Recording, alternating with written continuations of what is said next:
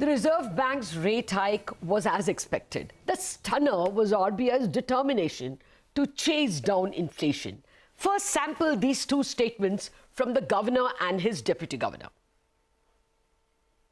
India's GDP growth is resilient. It is holding on and it is doing well in a world of slowing growth and possibilities of recession across several countries. The worst of inflation is over, but the moderation of inflation will be very grudging, very uneven. So we must shepherd inflation first firmly into the tolerance band and then to the target.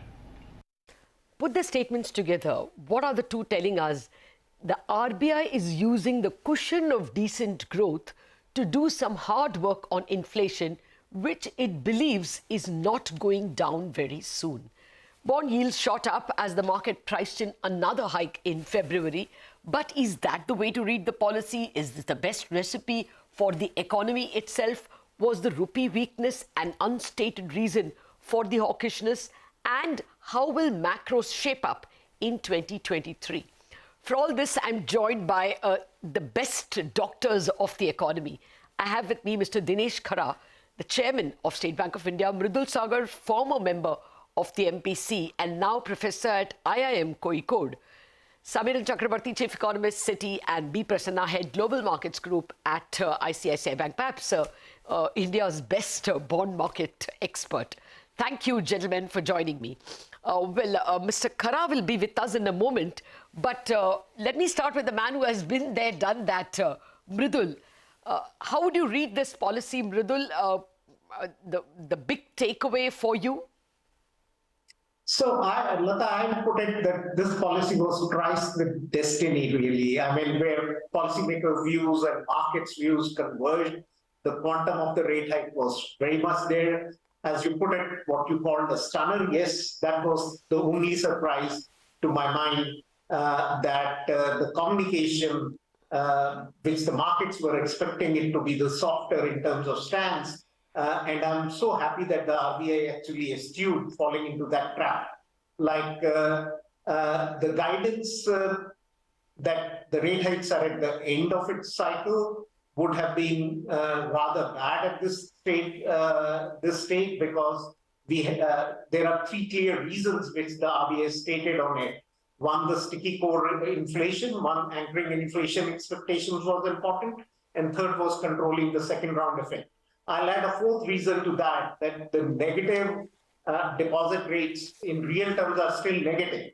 At the end of the October, the weighted average term deposit rate in real terms had a negative carry of 1.28% as per the RBI data, because 5.49% was the rate weighted for across, and 6.77% was the inflation, which means a negative carry of 1.28%. So it's true that inflation will soften and this negative real rates may roundabout get over in coming months, but it needs to be pushed a little bit forward. So clearly the rate cycle end, not calling a rate cycle end was a right policy decision, and I think markets would adjust to it. But obviously, it will sort of reach a stage where central banks' pivots will come during 2023 at various point of time, depending on the forward-looking data. Okay. You said this policy made you happy. That makes two of us, Mridul, because I would think that the Reserve Bank has been extremely prescient and outstanding in the way it has clearly enunciated that its goal is to bring inflation to target. And target is not under 6, target is 4. Samiran Chakraborty, what hereafter would you read? When the governor says that, removal of accommodation is not over, should we only assume February hike or should we assume even more? Hi, Lata. I think the key point for us was that the emphasis on the stickiness of core inflation. Oh, yes. We all understand that this is not a stated objective of the MPC framework, but to bring core inflation into the operative part of the MPC's forward guidance now makes us look at that number much more seriously. So whether RBI will just be comfortable with a slowdown in the momentum of core inflation or would actually want core inflation to also come down to a significantly lower level, maybe closer to 4%, is something that we need to see. Why this is important is that a inflation basket which has such a high proportion of volatile food and fuel items, if core inflation is not closer to the target, there is always a risk that we will reach that 6% upper limit with even small shocks. So that's where I think this policy is very important, that it is bringing in that core inflation and using a strong phrase like breaking the core inflation persistence. And we are bringing in the possibility of another 25 basis point hike over the 6.5% terminal rate that we already had in our forecast. But making that our baseline view becomes a bit difficult because the timeline for that is April 2023, which is still far way off, and a lot of things can change by then. But if core inflation momentum does not recede by April 2023, then we will not be surprised if the RBI goes one notch higher to 6.75 from the current baseline view that we have of 6.5. What's your forecast now on core inflation? I mean, I have never collected that from you separately, but is it receding from 6 by April in your estimate? It is coming off because what we typically would try to model core inflation on the back of output gap. And the output gap is going to close down by end of this fiscal year.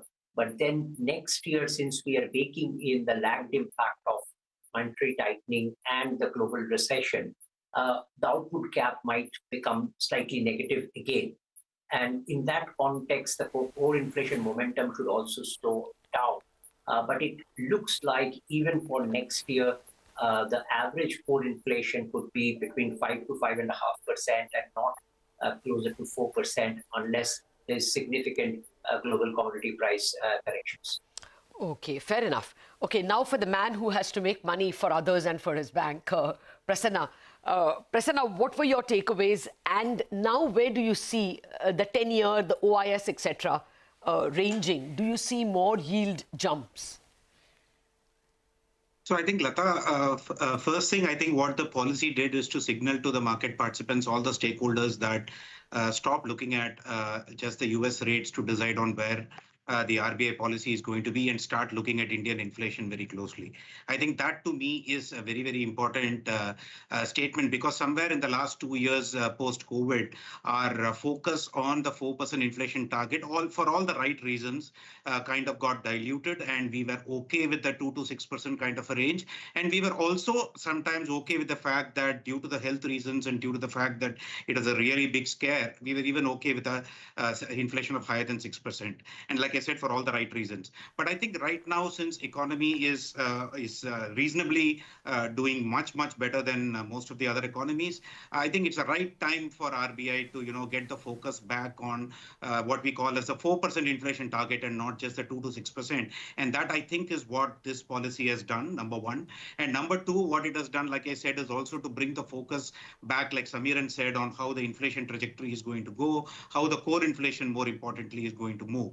So from that perspective, I think a lot of expectations which were built in prior to the policy that the Fed is going to slow down, Fed's pivot has almost happened, so RBI's pivot will happen, so it's a dovish hike that we are going to expect. All those expectations have got belied. And I think now he's basically put us all on tenterhooks again to look at where going forward our inflation is and growth. That's basically where the growth inflation dynamic is. So from that perspective, I think I would kind of agree exactly with what Samiran said, which is to say that the next 25 basis points is kind of a certainty in February. But by the time the policy after that, so which means we'll go to 6.5. And by the time the next policy happens in April, in all probability, the Fed would have probably pivoted and would have probably paused or looking to pause. So that is the only uncertainty that I can see. But otherwise, if you look at the inflation trajectory and the fact about real rates that Dr. Patra spoke about, it's pretty clear that they have to keep rates at a higher level and maybe go to something like 675 or so. So from that perspective, I think a lot of repricing is happening in the market, but at the same time, a lot of other things are also happening in the global markets. Like you would see that the US bond yields are now unable to go beyond 360. They are again coming back towards the 350 mark on the 10-year at least, even though the 2-year is pretty much on the higher side. And even though you have a Fed futures expectation of a 5% Fed rate, and you've also seen the crude oil prices, coming down, crashing, I should say. So these things are the opposing effects which are kind of ameliorating each other. Okay. And hence, I think the repricing is constantly happening. I would say that for the month of December and maybe till the budget, we don't see 750 also. I would say 740 as the kind of peak, 720 to 740 as a range. But then when the budget comes, the budget arithmetic will then determine how bond yields move beyond that. Okay, very quickly then, Prasanna, do you think it's very clear now deposit rates, at least in some big banks, will have to start moving up? I will get Mr. Khara sooner or later to speak about that. But do you think the amount of money that was going into the stock markets or into risk assets in general may start decreasing as interest rates start becoming attractive, as debt starts becoming attractive? Yeah, so Lata, I think there are two different arguments. One is if you're looking at an incremental investment options for an investor at an 8%, let's say 8% fixed deposit rate. Most of the banks are still not at 8, but I'm just giving it as an example. If you talk about an 8% fixed deposit rate or a debt return of 8% coming from a mutual fund, definitely is a serious threat for the kind of returns that you can potentially make in a risky instrument like equities. And that itself by itself calls for an asset allocation which shifts from equities towards debt. So that is one part of the argument. Yes, on an incremental basis, yes, it makes the case weaker for equities and makes the case stronger for fixed income as deposit rates keep increasing. But on the other hand, a lot of discussions have also happened, Lata, in the media and various other places about the small savings mobilizations and equity market mobilizations actually impacting banks' liability growth. But I think what I would say here is that technically it's only the CASA which the banks get should not be impacted at all by this, because ultimately this money, even though it goes to small savings, it comes back to the system when the government spends, or when it goes into equity mobilizations, that also comes back to the banking system in the form of current account deposits. So yes, while term deposits of the banking system is getting impacted because possibly getting impacted that too because of the equity mobilization, the overall banking system deposits can only can only go down if either a current account deficit happens or if the CICI increases. No, very short, very quick answer. Do you think that the money going into stock markets could recede a bit? Yes or no? Yeah, I thought I did answer that. Yeah, that's right. Okay, you think debt becomes... it makes the case weaker. But debt becomes attractive. Yeah, incrementally debt is becoming on the margin more attractive than equity as the deposit rates increase. Okay, I'll run for a mandatory break. Back with much more, especially on the rupee.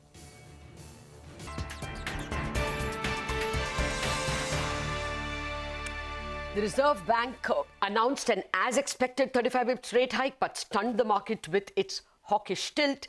We've been discussing the policy with former MPC member Mridul Saggar, Samiran Chakraborty of CITI, and B. Prasanna of ICICI. And now we are joined by the biggest person from the banking industry, Mr. Dinesh Kumar, Khara, Chairman of State Bank of India. Mr. Khara, thank you very much for joining in. Well, I'm not asking you your own ALCO and when it will meet and what the rates will be. But do you think at the moment deposit rates also have to go up? I think deposit rates will be a function of how we look at our asset liability mismatch. So I think we are very closely looking at it, and what the position is based upon that, if need be, we'll calibrate our deposit rates too. Okay. I mean, until now, every rate hike meant that for the banking system, margins improved because there was enough surplus liquidity. You didn't have to push up deposit rates. In fact, the governor gave some data of 200 basis points, only 46 basis points of hike has been passed on to legacy deposits. So do you think now it will be more, or do you think banks can still enjoy a quarter or two of good margins? No, I think as far as margins are concerned, because a very significant portion of the book is linked to either external benchmark or to MCLR, which will actually pan out in terms of our earnings over a period of time. EBLR, of course, gets factored into immediately, but MCLR, it gets impacted over a lag of time. So from that point of view, I think we still have good time in terms of improving our margins even going forward as well. Okay. That's how I yeah, you know, the rate of loan growth at over 17% for the industry is really steamingly fast. Now, every time the Reserve Bank points to high inflation and hikes rates, it wants the economy to slow down. Do you think this hike is enough to slow down credit growth even marginally? We'll have to wait and watch, because this will be a function of the demand. And if at all that the demand slows down, then perhaps we'll get to see some kind of a slowdown. But I think the kind of growth which we are aiming for, this is, if at all, not 20%, but somewhere 14 to 16% is something which is a reasonable growth which should happen in the advances. What's your sense, Samiran? This is 17% is something we haven't seen in a decade. You think it can slow down? You think growth slows? The fact is that next year, the nominal GDP growth, we are all expecting to be somewhere around 11% or so. So if I apply the commonly perceived notion that nowadays credit growth tracks the nominal GDP growth somewhat more closely, then we should be coming down to low teens or around that nominal GDP growth mark on credit growth next year. And in some sense, the deposit growth should also increase from this year's level if the balance of payment situation is not as bad next year as it was in the early part of this year. So both credit growth and deposit growth should converge to some extent next year around that nominal GDP growth mark. Okay, fair point. Since you referred to balance of payments, let me just ask that rupee question as well to Mridul. Mridul, although the Reserve Bank will say, as it ought to, that only domestic reasons propelled the rate hike, was not rupee a reason?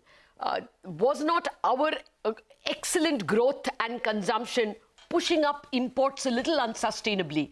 Isn't that one good reason why the rate hike is pushed and is going to get pushed more? So, Lata, I think Governor made it very clear on this issue. He didn't say that the Fed rate hike cycle doesn't matter. He did say that the dollar sort of things matter. But he says primarily it is the domestic factors which are driving RBI to raise the rates. And that, I think, is the correct position on this. So when you are worried about dollar, yes, that could be one of the contributory factors, but not the primary factor. And clearly, as he is very clearly articulated, and all of you have noted, that the inflation target is 4%. It's assigned by the parliament. The framework is through the Parliament Act, and it is assigned by the government. And so the Reserve Bank would try to push the inflation down to 4%. That's the right thing to do, unless the growth completely gets derailed. But so more specifically, they may want to curb consumer imports, right? I think that's important. Clearly, that would help rebalance the macro in a beautiful way if that happens. You know, in this whole equation, we have to be cautious of the fact that exchange rates have non-linearities attached to it. Okay. And that non-linearities can play in a big way if the global slowdown comes. If you notice the data which came out of China's imports today, they have contracted 10.6% in November. That's a big contraction on top of a 0.7 contraction in October. Fair enough. So things are slowing down everywhere, and central banks are dialing down the quantum of rate hikes very rightly. Yeah. But the pivot is not the stage which can be implemented at this juncture in India. Got it. Mr. Khara, you think the slowdown in credit demand can come from retail, or will it come from exporters and importers? Can you smell any sense of trouble anywhere, or even for that matter, bad assets? I think exports is something which, of course, has not grown as well. So, and essentially on account of the external demand. So I think that is one sector which might witness some kind of a slowdown, if at all the global situation remains as it is. So I think that is one sector. But I think retail perhaps may not slow down. This is what my sense is. Okay. And corporate, of course, I mean, so long as demand is there, corporate, I think since they are not now accessing the global markets for raising loans, they are dependent more on the domestic markets. So I think we will continue to see a reasonable demand from the corporate cycle. Okay, so from then two final questions to the bankers here. Prasanna, do you think the cost of capital for corporates goes up? Right now, the market rates for corporates was not much higher than what government was getting in terms of interest, the spread over the government securities. You think that will rise now? There will be tightness for corporates to borrow? Yeah. So, Lata, in terms of spreads, I think it's a fair call to take that we are still not at the kind of spreads which were in existence prior to COVID, which is, you can call it as a normal world. And the spreads are much, much lower on account of the fact that there has been a huge amount of deleveraging which has happened, and corporates have not been borrowing at all. And the government has been borrowing on the higher side. So while we do feel that the corporate spreads will gradually go up as we go forward, but the absolute level of yields, whether the cost net for the corporates is going up or not, will also depend upon which stage of the cycle we are in and where government bond yields are going. And like I said there, that seems like a range in government bond yields even now. I think the budget is what is going to set a very clear trend beyond that. Okay, so cost of capital rises for corporates. Mr. Khara, you would agree? Yeah, I think cost of capital will certainly be on the rise for the corporates. Okay. The cost of borrowing, cost of capital, both will be on the rise for the corporates. Okay. Actually, out of time, sir. But let me ask one quick round to all of you. Is the peak rate 6.5 or 6.75?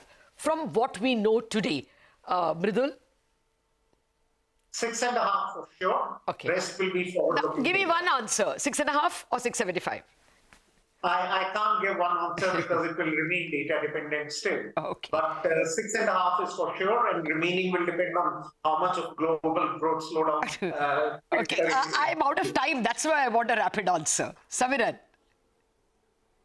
The 6.5 still. Okay. Prasanna? 6.5. Okay. Mr. Khara?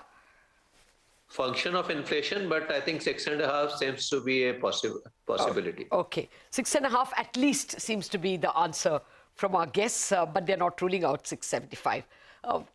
It's an interesting discussion. I'm sorry the time is up. Thank you very much, Mr. Khara, Mridul, Samiran and Prasanna. And thank you all for watching.